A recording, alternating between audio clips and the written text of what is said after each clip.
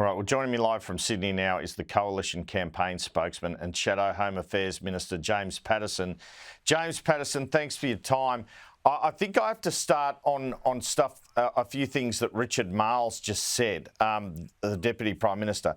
He said Andrew Hastie isn't fit to be Defence Minister because of his comments on women in combat. He said that Peter Dutton is saying that there have been $80 billion worth of defence cuts, and this is a lie. He's accused Peter Dutton of being a liar. What do you make of all that? Where to begin, Andrew? If I was Richard Marles, I wouldn't be lecturing Andrew Hastie about his service to our country. Unlike Andrew Hastie, Andrew Hastie's actually served in combat, actually served on the front line, actually knows what it's like to pull on a uniform for this country. Richard Marles hasn't done any of that, nor have I, but nor would I be criticising people who have. Andrew Hastie will be an outstanding Defence Minister under a Dutton-Coalition government, should we have that honour, because he will deal with the disaster that has unfolded on Richard Marles' watch. I mean, Richard Marles can't even manage a life-of-type extension of the Collins-class submarines, which could open a very dangerous capability gap for Australia before the Virginia-class submarines are transferred to us under AUKUS. And the truth is, there are $80 billion of cuts and delays under their reprioritisation of the integrated investment plan under defence. And the reason for that is they are funding future capability under AUKUS from current money today. And that means they are cutting capability that we could actually receive in the next few years to deliver AUKUS instead of increasing defence spending today to both deliver AUKUS and deliver the capability that we need. This is things like infantry fighting vehicles, howitzers and other critical capabilities that this government has cut. Well, they say you're hiding Andrew Hastie. And I do have to ask, where is this defence policy? There's only 3 weeks to go. Voting starts on Tuesday.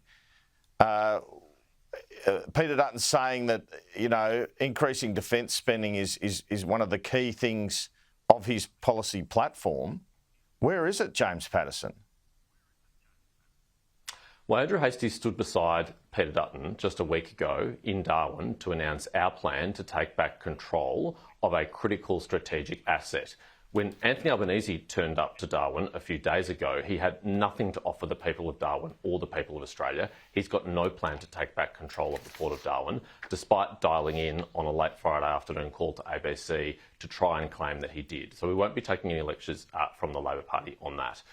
There's not long to wait for our defence policy announcements, but we have made it very clear already that we will increase defence spending because Labor is not meeting the challenge of the moment. They say this is the most dangerous time that Australia has faced since the end of World War II, but their actions don't match it. They've kept defence spending low when it needs to increase. We've already said, for example, we'll spend at least $3 billion on an extra squadron of F-35 fighter jets because they are the most advanced platform in the world today in that domain, and we need more of it to prevent conflict in our region through deterrence.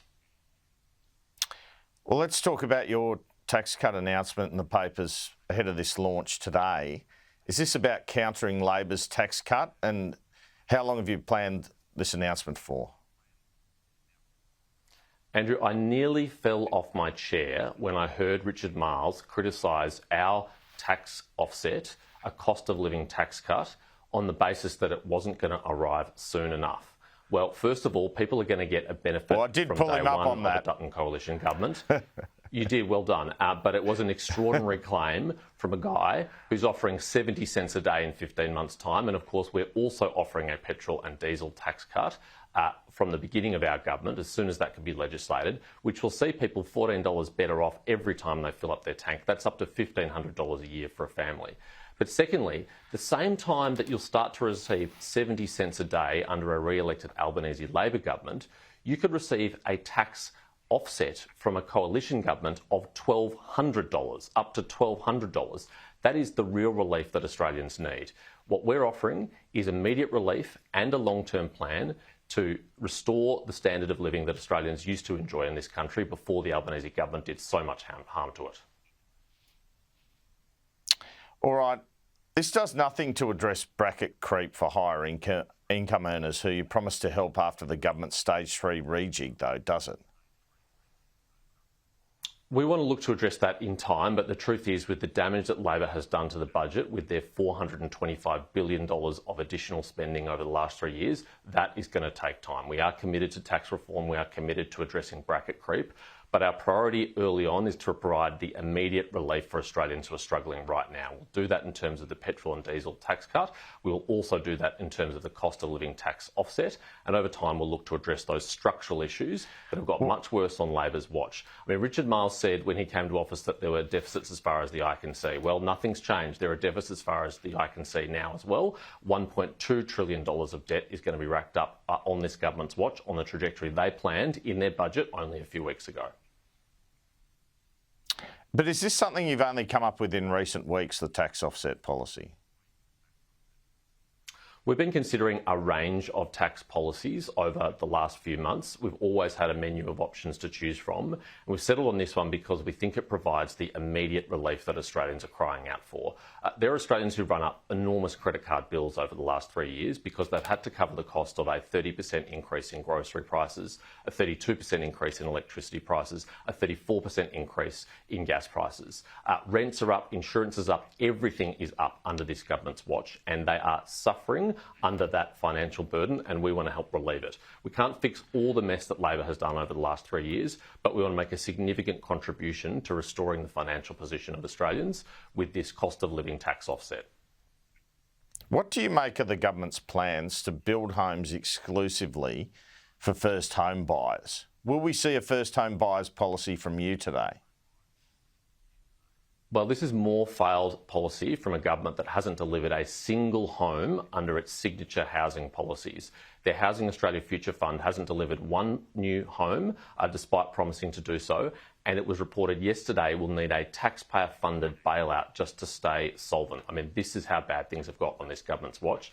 They've said over 5 years they're going to build 1.2 million homes, but independent industry estimates are very clear they'll fall around 400,000 homes short of that. So no Australian should have any confidence that this government is going to do any better in its second term on housing affordability than it has in its first term. And yes, we will have more to say about support for first home buyers very soon. Today? Well, you just have to wait and see, Andrew, but of course we've outlined a lot in this space already. We're going to take pressure off demand by reducing migration and banning foreign investors from buying homes for 2 years. We're going to reform the building industry, which Labor cannot do, by deregistering the CFMEU and introducing new laws to deal with the lawlessness and corruption that has flourished in that industry under Labor's watch. We're going to deliver a $5 billion fund to fund the infrastructure that's necessary to unlock private development over 500,000 homes over the next few years. And we, of course, have policies already to support first home buyers, including allowing them to access their own superannuation to meet their deposit. And more today. Now, what do you make of this promise by Labor to guarantee loans for first home buyers if they have a 5% deposit? Well, of course, the Home Guarantee Scheme is a coalition government initiative. It was introduced in 2020 under the former government, and all this government has done is to tinker with it a little bit.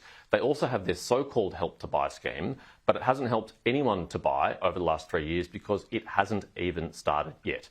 That's one of the reasons why housing has become so much more unaffordable on Labor's watch. House prices are up, rents are up, and of course this is a government that's brought in more than 1 million people on their watch while not building the homes to accommodate them. So it's no wonder we have a housing crisis. It's no wonder that this government is unable to address it, and the only way we can address it is by voting Liberal and National in 3 weeks' time to get our country back on track.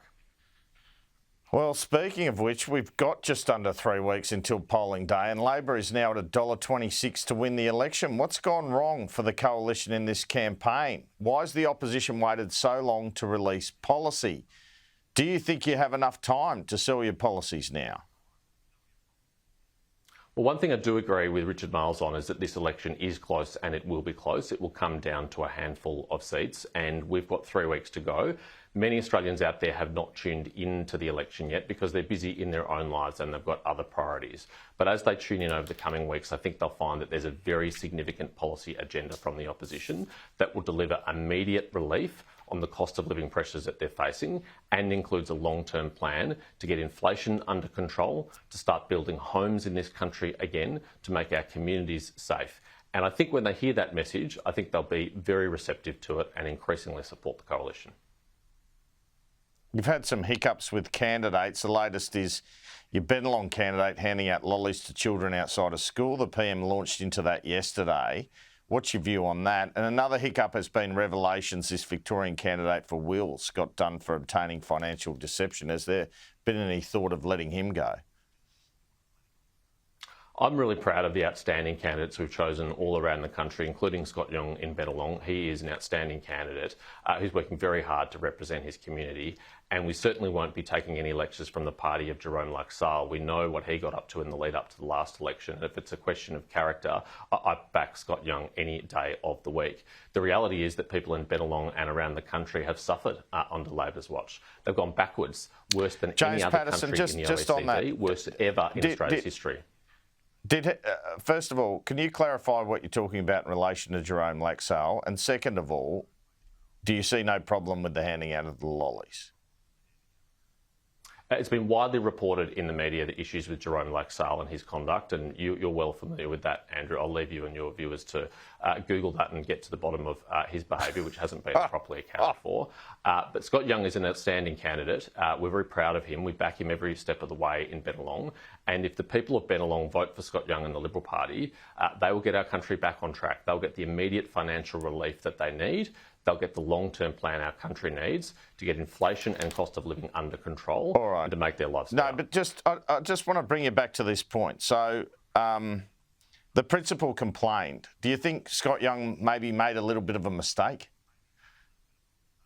I think it was a completely well-intentioned, innocent thing to do. It's actually quite routine for politicians in the lead up to Easter to set up street stalls and hand out Easter eggs to kids. I think politicians on both sides of the aisle do that. But what I'm really concerned about is the state of our country, Andrew. We have got completely off track on this government's watch. There is a better way. We have a better plan. And in relation to this candidate from Wills, does he have any concerns? Do you have concerns about him, or are you backing him in 100%? Look, I've seen the reporting in the media. I'm not familiar with the allegations. We stand by all of our candidates. We're backing them all the way. And if you vote Liberal and National at this election, we will get our country back on track. All right. Well, let me ask you about Ben Britton. That's not ideal, his departure, is it? Is he someone you know? Has he worked as an advisor for you previously? And what do you think of him being ejected as a candidate? No, Mr Britton has never worked for me in any capacity, and the issues reported in the media about his candidacy are just some of the issues that were identified by the party that didn't come up through the applicant review process, that weren't disclosed appropriately as they should be.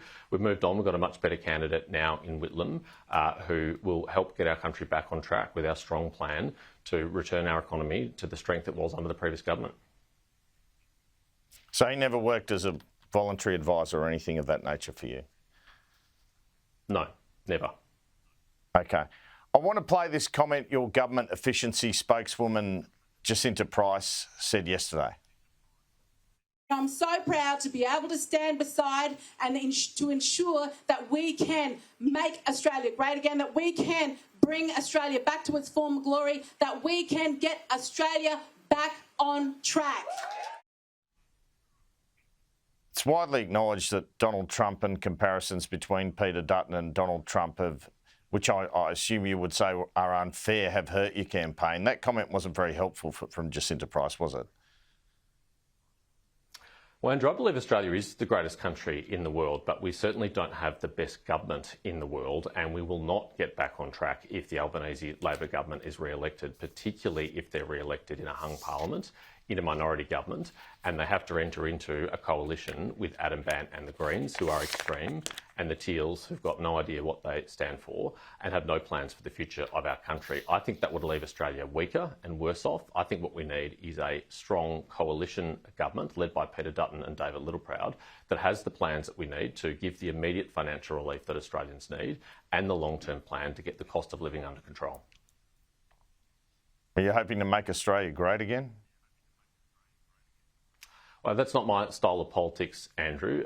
What we're focused on is the damage that's been done to our country over the last 3 years and the fall in living standard that's occurred on Labor's watch.